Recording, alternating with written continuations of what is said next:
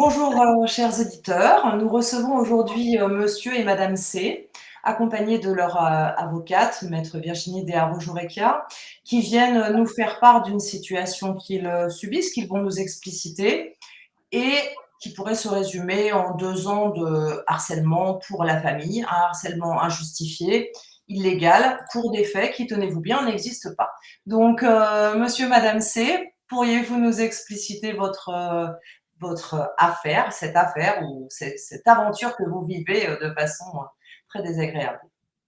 Bonjour, bonsoir, enchantée d'être là, merci beaucoup de nous recevoir. Nous sommes parents d'une famille nombreuse de 10 enfants et nous voudrions informer et alerter de notre situation parce que, comme vous le dites, nous sommes malmenés avec une certaine cruauté vu notre situation familiale et une situation où notre autorité parentale et puis l'intérêt supérieur de l'enfant est complètement écrasé par une simple volonté de certains de nuire et de mettre tous les enfants à l'école. Voilà. Donc, pour résumer un peu la situation, nous pratiquons depuis 10 ans maintenant l'école par correspondance dans un établissement privé déclaré, reconnu depuis 40 ans, sans aucun souci. Nos 5 grands ont rejoint maintenant d'autres écoles privées. Et puis, nous avons nos 3 derniers qui sont encore scolarisés dans cet établissement. L'année dernière, nous avons eu l'immense douleur de perdre notre dernier bébé, Auréliane, qui est décédée d'une mort subite du nourrisson, selon le diagnostic des médecins. Cela a donné lieu à un acharnement sans précédent. Nous avons perdu les aides de la CAF, puisque soi-disant nos enfants n'étaient plus considérés à notre charge parce qu'ils étaient soi-disant déscolarisés. Et selon les écrits de la CAF, cet ordre venait de l'Éducation nationale.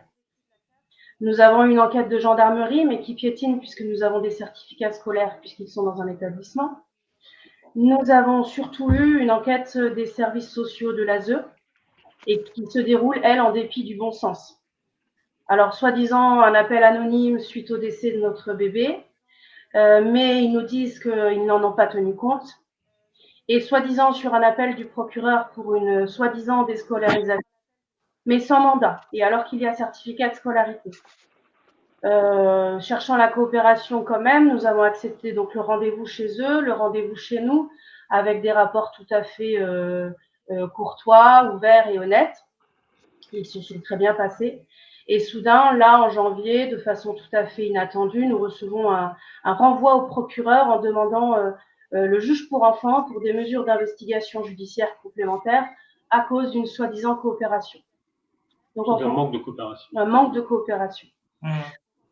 C'est une situation qui, pour nous, est complètement incompréhensible, complètement dénuée de sens, qui met en souffrance notre famille, avec une cruauté d'autant plus cruelle après un décès de nourrisson. Et alors que ça aurait dû susciter quand même un minimum de compréhension et d'empathie. Et c'est pourquoi, voilà, nous tenons à venir informer et alerter de cette situation. Voilà. Alors, quand je disais des faits qui n'existent pas, c'est qu'en fait, vous êtes harcelé, acculé par maintes institutions pour une pseudo-non-scolarisation de vos enfants, alors que vous avez des certificats de scolarité pour chacun de vos enfants. Donc, c'est complètement ubuesque, en fait. On se demande d'où ça vient. Maître, qu'est-ce que vous pouvez nous dire de cette situation? Est-ce que ça vous semble normale, régulière, fréquente? Bonsoir, merci de me recevoir. Oui, nous avons là un cas extrêmement particulier et qui interroge vraiment. C'est très clair quand on lit l'article en fait du code de l'éducation qui concerne donc cette nouvelle manière de demander des autorisations d'instruire en famille. Il est dit dans les dispositions de l'article L131.2 alinéa 1 du Code de l'éducation, l'instruction obligatoire est donnée dans les établissements ou écoles publiques ou privées. Elle peut également, par dérogation, être dispensée dans la famille par les parents, par l'un d'entre eux ou par toute personne de leur choix sur autorisation délivrée dans les conditions fixées à l'article L131.5. Qu'est-ce qu'on comprend? L'instruction est obligatoire, qu'elle est donnée dans des établissements privés ou publics, donc contrat, hors contrat, sous contrat, et que par dérogation, on doit demander l'autorisation si on choisit l'instruction en famille. Je répète que c'est déjà une atteinte à la liberté d'enseignement. En principe, on ne doit pas demander l'autorisation pour instruire les enfants. Ça fait plus de 150 ans que les Français ont ce droit-là. Mais non. Sur le discours des Mureaux, il a fallu modifier la législation. Donc là, c'est juste les régimes totalitaires qui ont supprimé ça. Hein. Voilà. Le régime soviétique, le régime nazi, etc. Voilà. Donc, qu'est-ce qu'on comprend? On comprend donc que si les enfants sont dans un établissement privé, on ne demande pas d'autorisation. Donc, qu'est-ce qu'ont fait mes clients? Ils n'ont pas demandé d'autorisation parce que leurs enfants sont dans un établissement d'enseignement privé, établissement privé dispensant un enseignement à distance. Cet établissement est déclaré sur le site du ministère de l'Éducation nationale en tant qu'établissement d'enseignement continu. Ça fait 45 ans qu'il est enregistré. Enfin, je dis précisément depuis 20 juin 1981, qu'il est connu par l'Académie de Versailles puis l'Académie d'Orléans-Tours. Donc, c'est un établissement déclaré correctement. C'est un établissement qui a vu ses élèves obtenir de très bons résultats, être diplômés, même se retrouver parmi les grandes écoles d'ingénieurs, Parcoursup. Donc, voilà. C'est très rigoureux comme enseignement. Il y a des devoirs, il y a des notes, il y a des contrôles et on redouble si on n'est pas au niveau. Donc, je considère que c'est un établissement d'élite. Je connais d'autres parents en fait qui ont inscrit leurs enfants dans cette école et c'est très difficile comme niveau en réalité. Voilà. Donc, qu'est-ce qu'on regarde donc? On se dit, bon, alors, on nous conteste le fait que ce soit un établissement privé, puisque l'éducation nationale, puisque l'Académie de Bordeaux, puisque c'est l'Académie de Bordeaux, insiste pour que les enfants qui sont inscrits dans cet établissement privé, en fait, pour que les parents demandent l'autorisation d'instruire en famille. Donc, on se dit, je ne comprends pas. Et donc, nous regardons le plan du Code de l'éducation, tout simplement, et nous pouvons affirmer que dans le titre 4, les établissements d'enseignement privé, article L441.1 à L445.2, vous avez bien les établissements privés dispensant un enseignement à distance. Article L444.1 à L444.11 du Code de l'éducation. Donc, en fait, sur cette simple base, on peut dire que certains des enfants de mes clients, puisqu'ils ne sont pas tout contrairement à ce que dit l'éducation nationale, le rectorat, tous les enfants ne sont pas inscrits dans cette école, mais certains d'entre eux, on peut affirmer qu'ils sont inscrits en établissement privé, voilà. Et donc, ils n'ont pas besoin de demander l'autorisation d'instruction en famille, puisque ce n'est pas de l'instruction en famille. Eh bien, ça n'est pas compris. Ça n'est pas compris, ni par la CAF, ni par l'Académie de Bordeaux. Donc, on réclame de l'argent à mes clients, on les prive d'allocations familiales en prétextant que les enfants sont déscolarisés. On leur envoie donc les conseils départementaux prévenus certainement par l'Académie de Bordeaux envoie les services sociaux et je suis en contact avec monsieur le procureur pour voir comment on peut faire comprendre les choses parce que c'est assez simple. C'est assez simple, c'est-à-dire que pour moi, l'Académie de Bordeaux n'est pas compétente, en l'occurrence. Donc en fait, elle n'est pas compétente puisqu'elle ne peut pas demander à ce qu'on remplisse une demande d'autorisation dans ce cadre. Et en matière de l'égalité interne, on a un problème aussi parce que l'Académie de Bordeaux s'est permis de faire des réflexions sur cet établissement privé en disant qu'il était catholique, qu'en fait il fallait le fermer à tout prix. Voilà, ce ne sont pas les seules familles qui ont entendu cette réflexion-là. C'est catholique, ça casse les pieds, donc on va assécher en fait, tout simplement, eh bien, les inscriptions et donc, comme on peut pas s'attaquer à cet établissement qui est bien sous tout rapport, eh bien, on va faire en sorte de dissuader les familles d'inscrire leurs enfants au sein de cet établissement. Donc, on a un véritable défaut de neutralité, un problème de neutralité du service public parce que, par rapport à ce qu'on appelle le caractère propre des établissements, privés, hein, qui interdit à l'État, en fait, d'aller contester, un positionnement, religieux ou philosophique parce que c'est le caractère propre des établissements privés que d'avoir, bien justement, une orientation. Et là, on a clairement des extraits du site internet de cet établissement privé euh, qui ont été copiés et insérés dans les mémoires de l'administration pour dire que c'était contestable, notamment que l'on ait une lecture nuancée des écrits, par exemple, de Voltaire ou de Rousseau. Et là, je les renvoie aux écrits, aux travaux très volumineux du professeur Xavier Martin, un professeur de droit, qui pourra quand même tout à fait expliquer ce qu'il y a comme biais et ce qu'est l'idéologie en fait de certains des 10 philosophes du siècle des Lumières et le fait que certains aient été pris en exemple hein, pour certains régimes totalitaires. C'est une réalité.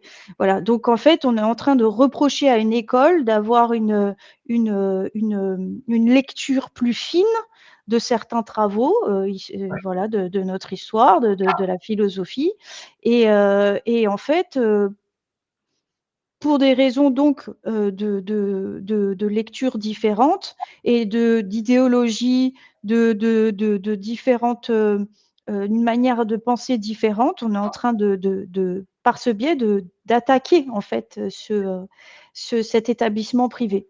Mais C'est pas le seul. excusez-moi, maître, mais un établissement qui est reconnu sur Parcoursup, j'imagine qu'il est contrôlé par l'État, il est soumis à une académie. Donc, en quoi une académie peut venir d'un seul coup s'attaquer à des parents pour remettre en question une école? Dans ce cas-là, il devrait revoir directement avec l'école. Ça n'a Ah pas. ben, ils ne se tournent absolument pas vers l'école parce que l'école n'a rien à se reprocher. Et puis, il y a eu des contrôles a posteriori, c'est-à-dire il y a aussi des contrôles des mairies. Mes clients ont été contrôlés par la mairie qui n'a absolument rien trouvé à reprocher. Et ce qui est encore plus ridicule dans cette affaire, c'est que dans un autre département, vous avez le même cas d'espèce avec une autre famille. La CAF a reçu les certificats de scolarité comme mes clients les présentent, et la CAF n'a rien trouvé à redire et a donc poursuivi le versement des allocations familiales. De la même manière, cette même famille a été appelée devant le délégué du procureur parce que l'Académie de Bordeaux, encore une fois, avait trouvé à redire concernant cette école, et le délégué du procureur a écarquillé les yeux en disant « Je ne comprends pas, c'est effectivement un établissement privé bien sous tout rapport, qui est inscrit, répertorié sur le site du ministère de l'Éducation nationale avec un numéro Ramsey, là, Ramsès. En plus, vous délivrez des certificats de scolarité, ne vous inquiétez pas, on va classer l'affaire. » Il n'y a pas d'enquête sociale et mais finalement, en fait, ça accouche d'un classement tout simplement, et il n'y a pas d'acharnement de ce côté. C'est une Effectivement. attaque qui n'est absolument pas aux règles contre des parents qui utilisent cette école Oui. et qui a en fait pour but de quoi? La fermeture de cette école ou... Pour moi, il n'y a pas d'autre raison, puisqu'en fait, il n'y a pas de défaillance parentale dans le cadre du dossier de mes clients. L'article 375 du Code civil, hein, qui est quand même celui qui indique dans quelles circonstances le juge des enfants serait amené à traiter du dossier, à le prendre en charge et à adopter une mesure de protection. Là, il n'y a aucun risque, santé, éducation, en ce qui concerne les enfants de mes clients, absolument aucun risque. Donc on se demande, parce que en fait, il y a quand même une problématique qui est, voilà, c'est une question aussi d'atteinte à la vie privée et familiale. Quand on reçoit, sans raison valable, plusieurs personnes, en fait, des services sociaux, je trouve que c'est violent. C'est extrêmement violent, voilà, et ça n'est pas normal. Je comprends qu'il y ait des familles défaillantes et qu'il faille aider des enfants. C'est une certitude, malheureusement, voilà, mais là, ce n'est pas le cas. Donc, c'est un acharnement, une stigmatisation, c'est une maltraitance institutionnelle, surtout dans les circonstances exposées par mes clients tout à l'heure. Je trouve quand même qu'il y a un certain manque d'empathie. Et je trouve qu'il y a également aussi une sorte de collusion entre tous ces services qui n'en démordent pas, alors que les textes sont clairs.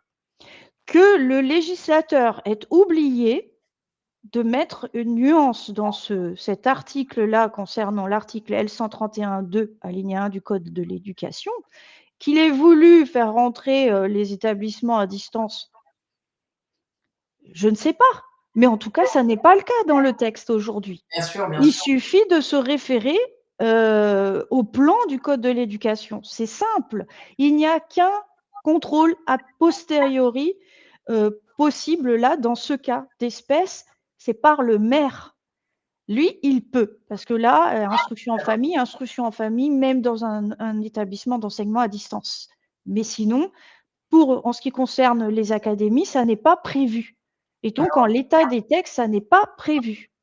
Et par ailleurs, je voudrais juste dire également, parce que là, c'est un détournement de pouvoir dans des dossiers d'instruction en famille, dans l'absolu, de manière plus générale, on se retrouve quand même face à l'arbitraire. Parce que qu'est-ce qui est, voilà, l'intérêt supérieur de l'enfant, pourquoi est-ce que ça serait pas mieux pour eux? Il y a aussi une brèche dans l'équilibre là, parce que ces familles ont été depuis des années organisées de cette manière. Une famille de 10 enfants n'est pas organisée comme une famille de 2 ou d'un enfant. Ça n'est absolument pas la même chose. Donc en fait, voilà, ce sont des familles qui ont la responsabilité parentale, elle est forte dans ces familles-là.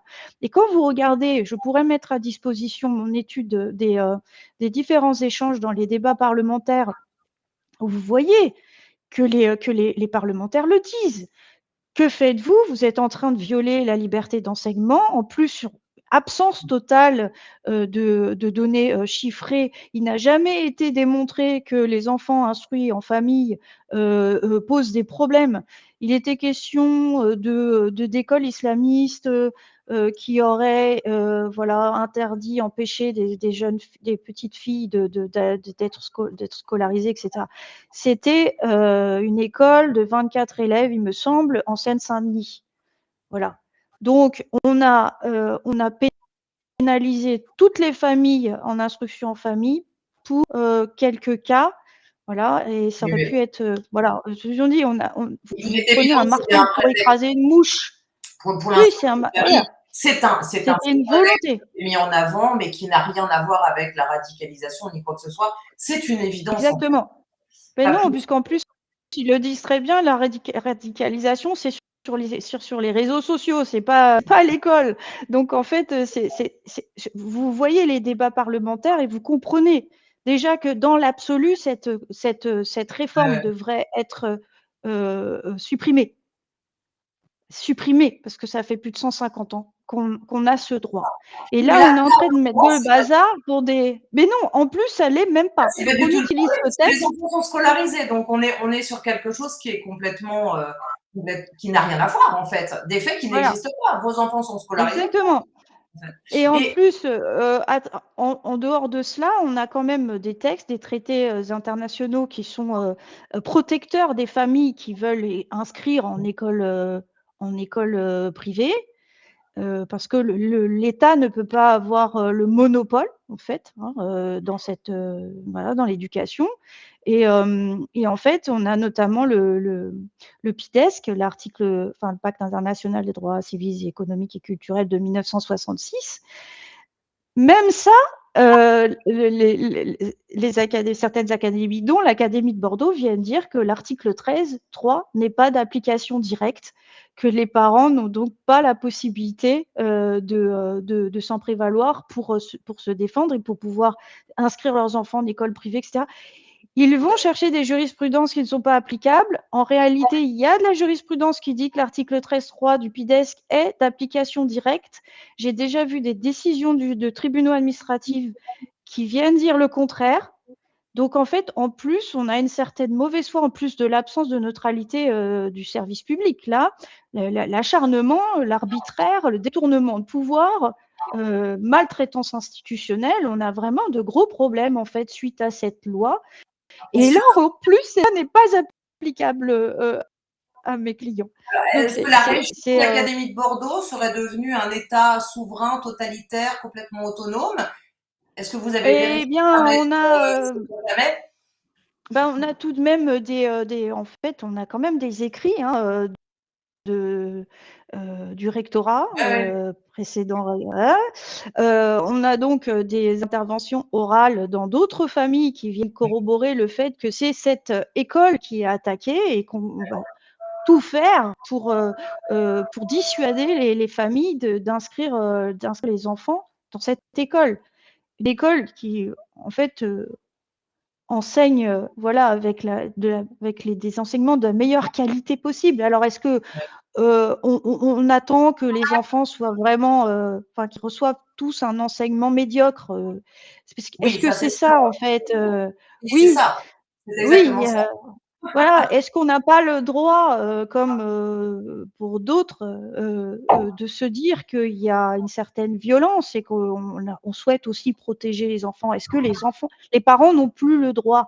Est-ce qu'ils Non. ont encore le droit de dire il y a une idéologie comme les cours d'éducation à la sexualité et qu'on veut protéger nos enfants? Est-ce que les parents ont encore le droit? Est-ce qu'ils ont encore le droit au chapitre? On ne Non, dirait pas. en Donc en fait, fait, l'État tout-puissant, c'est l'État totalitaire en fait, hein. c'est ça. C'est bien dans Voilà. quoi nous sommes, hein, certainement que c'est le prémisse. D'ailleurs, ça me rappelle la déclaration de Frédéric Omellet qui a dénoncé le procureur de Dijon avec le CHU de Dijon et l'ASE et les divers organismes de l'ASE de Dijon pour ces mêmes collusions et ces mêmes tentatives de coercition sur des citoyens en fait. Alors peut-être, Exactement. Madame C, est-ce que vous connaissez d'autres familles qui sont dans cette école d'enseignement et qui vivent la même chose que vous? Oui. Oui, on est plusieurs familles dans ce cas-là, oui. Et quelle Alors, est leur... avec... Ils vivent comme vous quelque chose qui n'a pas de sens? Non, en général, comme disait Maître Arjorica, ça s'arrête au procureur puisqu'il y a certificat de scolarité. À ma connaissance, on est les seuls qui avons perdu la CAF et qui avons eu l'ASE comme ça sur le dos. Hein. D'accord. Et alors, comment votre famille se sent aujourd'hui? Parce que on en est à plus de 2 ans d'acharnement et de harcèlement sur vous. Donc, comment vous le vivez, mais aussi vos enfants, parce que j'imagine que c'est la totalité de la famille qui est impactée. Bah, écoutez, C'est assez pénible. C'est parce assez que pénible, cette pression de tous les jours, on a presque peur d'aller jusqu'à la boîte aux lettres à chaque fois, de peur d'avoir encore un courrier qui va encore nous accuser de ne sais pas quoi. J'avoue que la boîte aux lettres, c'est quelque chose d'assez dur tous les jours. Et puis les enfants, ils le ressentent. Ils voient bien que dans l'état dans lequel on est, et ils s'inquiètent un peu pour nous, entre guillemets. Ils sont... Alors, on a la chance d'avoir Maître Arjorica qui nous défend coûte que coûte, mais pour rassurer les enfants, c'est compliqué. Et puis surtout après le deuil de leur petite sœur, ils se disent mais qu'est-ce qu'on a fait pour supporter tout ça, quoi. Oui, bien sûr. Et puis la remise en cause de l'autorité de leurs parents. Ouais. Alors, on a l'impression de ne plus pouvoir les protéger. Ils se disent on est tout seul, qu'est-ce qu'on va devenir? Ouais. Pour nous, pour eux, surtout pour une famille nombreuse, les parents, c'est comme vous disiez tout à l'heure, l'autorité parentale, elle est forte parce que on a tout un petit monde autour de nous et c'est important la famille. Et donc eux, ils disent mince, qu'est-ce qu'on va devenir si vous ne pouvez plus nous protéger. Je Bon, Je on pense est qu'il faut vraiment que cette vidéo tourne pour qu'on ait des retours de parents qui subissent la même chose, parce que si vous avez cette force, hein, dirons-nous, de résister à ces pressions qui sont réitérées. On est vraiment dans le cadre d'un harcèlement. Vous me corrigez si je me trompe, maître Déa Roujourica, mais ces pressions réitérées sur vous ont vocation à ce que vous abandonnez. Donc j'imagine qu'il y a beaucoup de parents qui n'ont pas votre courage et qui du coup ont abandonné ces cours. Oui, on en voit beaucoup qui laissent tomber au fur et à mesure parce que Voilà. c'est quand on entend parler des services sociaux, on a peur, donc tout le monde recule. Et, et nous, en plus, dans cette affaire-là, nous, on a envoyé vraiment courrier sur courrier pour expliquer les choses, pour rester dans le dialogue. Et ces lettres mortes, on a vraiment l'impression qu'ils en ont rien à faire. Oui, parce que leur but n'est pas celui qu'ils allèguent, en fait. Ce qu'ils veulent, c'est détruire l'école et donc vous. Mais... Et ce que je voulais rajouter, c'est que des inspections d'académie, on en a eu. Et le cours étant de qualité, les résultats sont bons.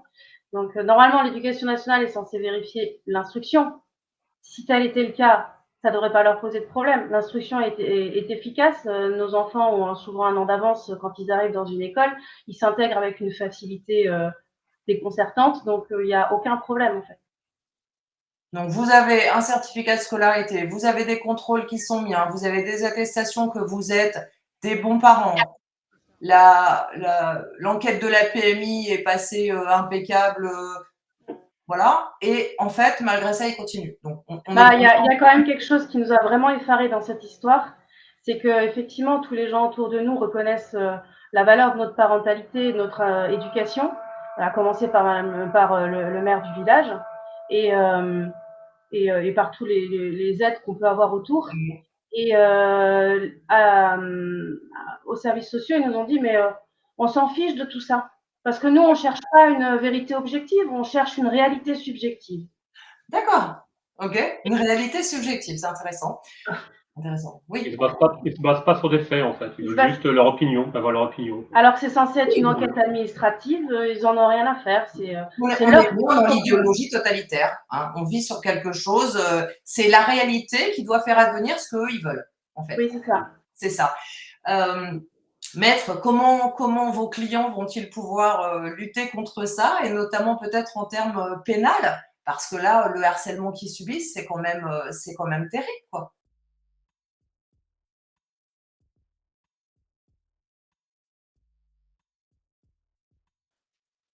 Ben là, en fait, il y a 44 pièces déposées déjà devant le procureur. Hein. On attend en fait d'être convoqué, de pouvoir échanger, d'exposer nos observations. On a 62 pages de mémoire déjà disponibles avec la totalité des arguments. On est prêt. Je regrette vraiment qu'on installe cette famille dans une sorte de terreur. On voit que c'est toujours la même chose. L'ASE, si vous n'obtempérez pas, c'est l'ASE derrière. C'est la peur pour ces enfants. Si vous refusez l'éducation à la sexualité à l'école, on vous retirera vos enfants. Si vous n'obtempérez pas sur le moindre document administratif, on vous retirera vos enfants, alors que l'ASE est loin de tout d'être exempt de tout reproche, en fait. Hein. On n'est pas stupide. J'ai des confrères qui ont quand même alerté beaucoup sur des placements abusifs. Sur le fait que l'ASE, je ne dis pas tous les centres, mais dans lesquels il y a de la maltraitance, et puis aussi des réseaux de prostitution, voilà, donc voilà, abus sexuels. Donc je pense quand même qu'il faut, au bout d'un moment, arrêter de montrer les parents du doigt. Je sais qu'aujourd'hui, beaucoup pensent que le premier coupable responsable, c'est le parent, puisqu'on a vu ce rapport magnifique du CESE qui disait qu'en fait les enfants étaient soumis à leur famille et que en fait il fallait vraiment les libérer de ça et donc en gros les rendre adultes avant l'âge. On est dans cette vision aujourd'hui de la famille et bien en fait il faut que l'État comprenne qu'il y a des parents très bons qui font beaucoup d'efforts, qui sont très responsables, beaucoup plus responsables que bien Oui. d'autres parents qui délèguent. Mais en l'occurrence, Qui on ne veut pas l'idéologie totalitaire. Donc c'est bien la lutte exactement. contre la famille, contre les enfants, même si on parle des vases dont il n'est pas question ici, mais cette volonté, elle est bien d'effracter les enfants et de les rendre de fait addicts, enfin soumis aux addictions, à la manipulation et sans discernement. Donc, on est bien là-dedans, avec des fonctionnaires qui fonctionnent, comme dirait Ariane Biran, c'est-à-dire qui exécutent sans se poser aucune question, quelle que soit la monstruosité des conséquences de leurs actes. Mais là, Et, c'est le rouleau compresseur et c'est assez drôle quand même de faire des enquêtes sur cette famille au nom de l'intérêt supérieur de l'enfant et en fait maltraiter psychologiquement la famille entière. C'est ça qui est affolant. C'est-à-dire que, est-ce que vous êtes bien certain que c'est pour, les enfants que vous le faites? Est-ce bien pour protéger les enfants? Non, Et c'est vous ça êtes qui est en train effarant. de c'est leur réalité subjective. C'est ça oui, qui est effarant parce que bon, nous, la famille nombreuse, on l'a voulu, on l'a généré, on s'en est occupé. Ça fait 15 ans que c'est notre but le plus profond, on va dire. Et nous, tout ce qu'on demandait, c'était de pouvoir aboutir dans notre projet de parentalité tranquillement, hein. Et juste laisser une famille française tranquille quand tous les gens autour n'ont rien à redire. Si jamais il y avait un problème, on est suffisamment connu dans notre village pour que ce soit su à un moment donné. Et j'ai envie de dire, laissez-nous tranquilles. oui et puis je dirais, étant donné que maintenant les chiffres, les cartes, les données, qu'on a actuellement, hein, démontrent que la France est le pays le plus violent de l'Union européenne.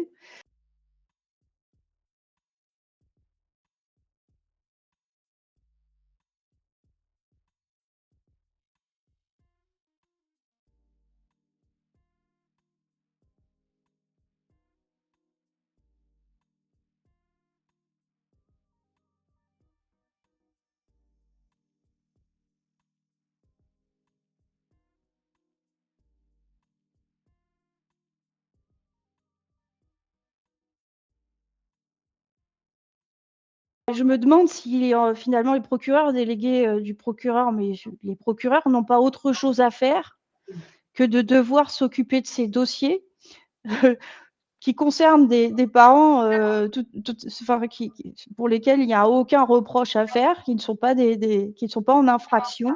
Je me demande en fait si on marche pas sur la tête. La Parce qu'en question, fait, on a des gens, La question, c'est qui donne les ordres pour oui. détruire cette école de façon qui n'est pas officielle, puisqu'ils veulent s'en prendre à l'école, qu'ils attaquent l'école au niveau de, je ne sais pas moi, ministère de la Culture qui fasse une enquête auprès d'école. Si on attaque les parents de cette façon-là, c'est que c'est un biais et c'est une façon malhonnête de le faire. Donc on a affaire à Oui, parce que le caractère propre des établissements privés, c'est le cœur de la liberté d'enseignement. Et donc, ils ont déjà porté atteinte à une des branches de la liberté d'enseignement, principe fondamental reconnu par les lois de la République. mmh.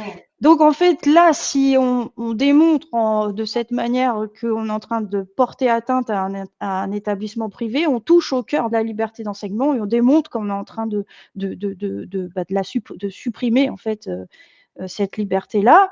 Mais je dois dire quand même que on a un mouvement large, national à ce sujet, parce qu'il y a des descentes sans information préalable dans des écoles catholiques. Voilà, des descentes de dizaines de personnes qui arrivent, qui fouillent dans les affaires des enfants, qui les interrogent. Ça a été dénoncé par le représentant des écoles catholiques. On nous a dit qu'on allait s'en occuper. On va jusqu'à aller regarder dans les livrets intimes des écoliers. hein, ce que les parents ne font pas, ce que les enseignants de ces écoles ne font pas, ces enseignants sont horrifiés. Et il y a si vous voulez, des excuses qui sont données. Tout est bon pour faire fermer une école catholique. C'est la réalité sur le territoire français. Donc, on est allé encore plus loin. On a embêté tous les gens qui étaient en instruction en famille, voilà, parce qu'en réalité, la réalité sur le terrain aujourd'hui, c'est des milliers de familles qui ont été interdites, Oui, voilà, les voilà, 75 000, ça a été divisé par 2. voilà. Pour des maternelles, pour des enfants en bas âge.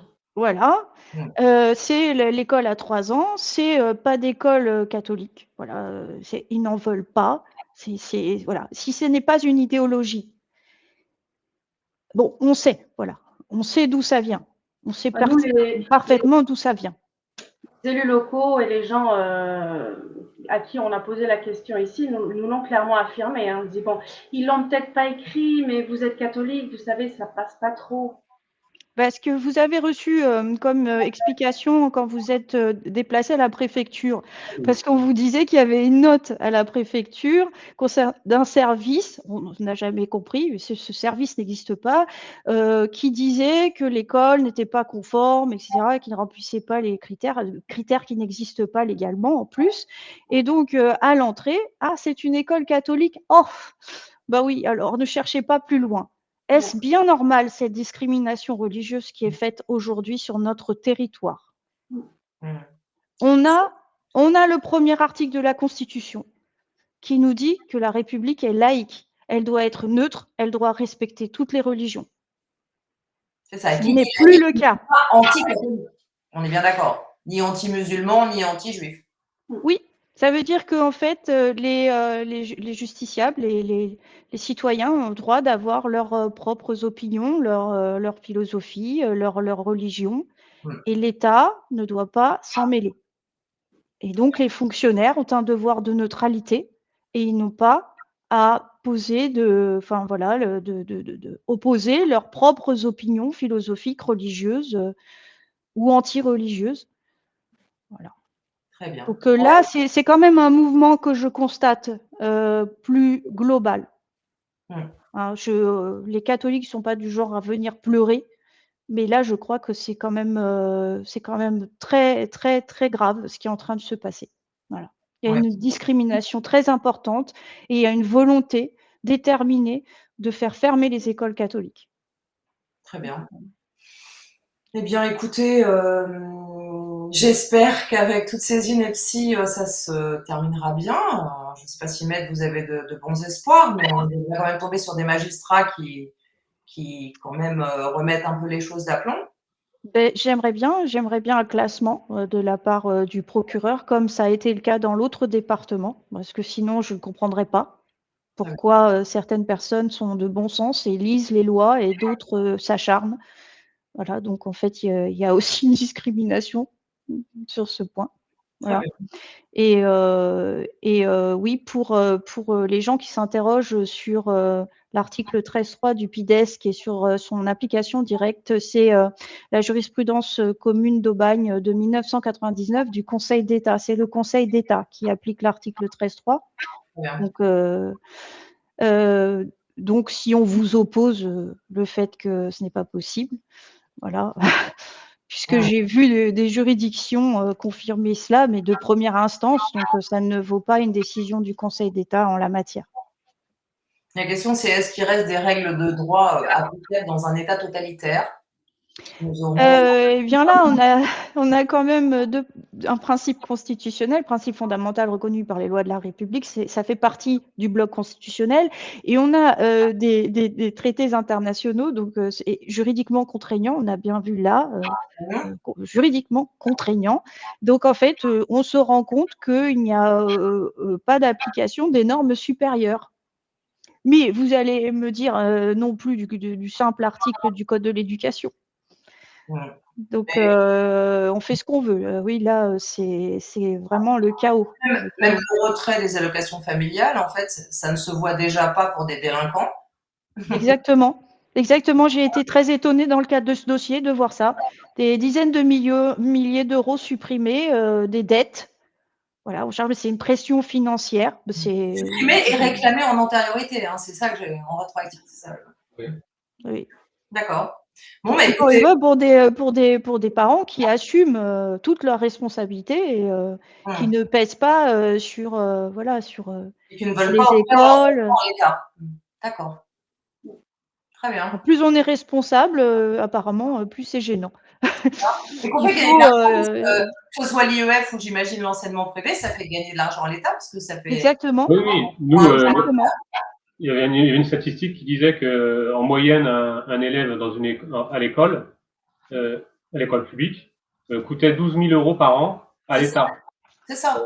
Un élève dans une école privée sous contrat coûtait 4 500 ou 5 000 euros. Par contre, un élève qui fait l'école dans un établissement à distance, il ne coûte rien à l'État. C'est ça. Et l'instruction en famille, c'est pareil. Donc, c'est des économies pour la société. Donc, c'est l'antithèse de ce qu'on devrait faire, surtout vu l'état des finances de la France. Je pense que c'est clair. Est-ce que vous voulez ajouter un dernier mot, monsieur, madame C? Oh, moi, je voudrais dire à tous ceux qui ont peur que un idiot qui marche, avance plus vite qu'un intellectuel assis. Donc, beaucoup de gens nous disent qu'on est inconscient de se lancer dans ce combat et nous, on dit, mais en fait, c'est nos droits de citoyens, de Français, de catholiques. Et si tout le monde, comme on dit, se couche, Baisse les bras, on n'avancera jamais. Donc, et si tout le monde ne fait rien, de toute façon, on arrivera à un moment donné à être écrasés tous plus tard. Donc, autant se défendre dès maintenant, quoi. Oui, puis défendre ses enfants, c'est presque de l'instinct de conservation, en fait. Si on Nous, c'est défend notre pas ses enfants, alors que devient-on, quoi? c'est ça, C'est le premier droit naturel, hein, de défendre sa famille. c'est ça. Voilà. Très bien. Bah, écoutez, on appelle tous ceux qui vivent la même situation à se manifester et on proposera de refaire une émission avec plusieurs témoignages de façon à pouvoir alerter et faire comprendre. Merci beaucoup d'être venu. Merci d'avoir partagé votre expérience. Merci maître pour votre temps accordé et vos explications. Et je vous dis à bientôt. Merci à vous. Merci. Merci.